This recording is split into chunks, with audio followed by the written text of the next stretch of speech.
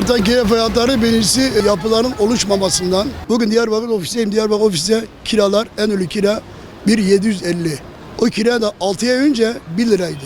Şimdi 1.750 üniversiteler açıldı diye, öğrenciler gelecek diye kiralar aşırı artış oldu. 7-8 ay önceye kadar 1 liraya kiraya veremiyordu evi. Bu fırsatçılıktır. Bunun başka bir yolu yok. Pandemiden patladıktan sonra bir ev sorunu çıkmaya başladı. Hem kira hem satılık evler. Bu pandemiyle alakalı bir şeyler oldu. Fırsatçılar.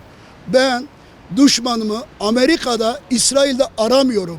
Benim ülkemde benim düşmanım bana yetiyor. Fırsatçılar bana yetiyor. Ya öğrenciler gelecek, bir Allah'ınızdan korkun ya. Bu kadar kiraları zam yapmayın ya. Öğrenciler gelecek, okuyacak bunlar. Ondan sonra ne oldu? Öğrencimize verim olmadı. Tabii verim olmadı. Çocuk şimdi kirayı mı düşünsün, dersi mi çalışsın? Bugün Diyarbakır ofiste 1.750'de aşağı ev yok. 5-6 ay önce 1 liraya kiraya veremeyen insan bugün 1.750'ye kiracı gelip yalvarıyor. Fırsatçılıktan başka bir şey değil. Bana kimse demezse Amerika, İsrail benim düşmanımdır. İsrail, Amerika diye bir düşmanım yok. Benim düşmanlarım benim içimde var. 40 senedir ben buradayım, daha bir ev sahibi olmamışım. O ölünceye kadar olamayız. Dükkan kiraları da öyle.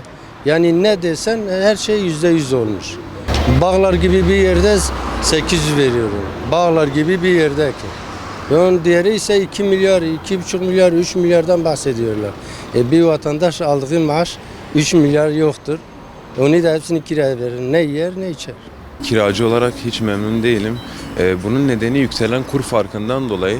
Şimdi bizim üretimimiz olmadığı için aldığımız malzemeler beton, demir gibi inşaat malzemelerini bir müteahhit çok yüksek fahiş fiyatlara, kur farkından dolayı fahiş fiyatlara aldığından dolayı bir binanın maliyeti ona çok maliyetli olduğu için kendisi de o binayı yüksek fiyata satmak zorunda kalıyor ve bu nedenle inşaat kaldıramıyor.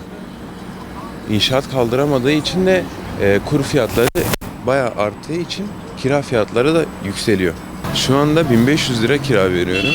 Tabii bu yükselen kur farkından dolayı, kira fiyatlarının fahiş olduğundan dolayı yeni yılımla sözleşmem bittiğinden dolayı kiracım, ev sahibi benden 2500 lira kira istiyor. Tabii ben bunun mümkün olmadığını söyledim. Ama adam şimdi diyor ki hesap meselesi, istemiyorsan çık. Dediğim gibi şu anda bina kaldırılabilseydi, her tarafta kiralık daire olsaydı bu kadar kira fiyatları bu kadar fahiş olmazdı. والله abi kirya fiyatı ziyade yani tiş nay kirin nay frutan yani mesela ana ve dükkana az 2 milyar niye hakkı dedim.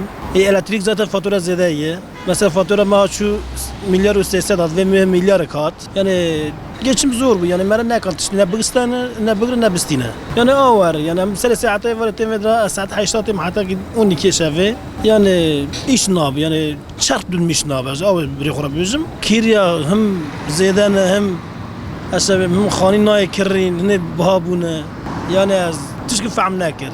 Özellikle son zamanlarda doların yükselişiyle birlikte piyasaların da dolarla birlikte özellikle gıdada, konut sektöründe ciddi anlamda bir artış söz konusudur. Yani geçen yıl aldığımız 55 lira 60 liralık olan yağları 80-85 lira olduğu.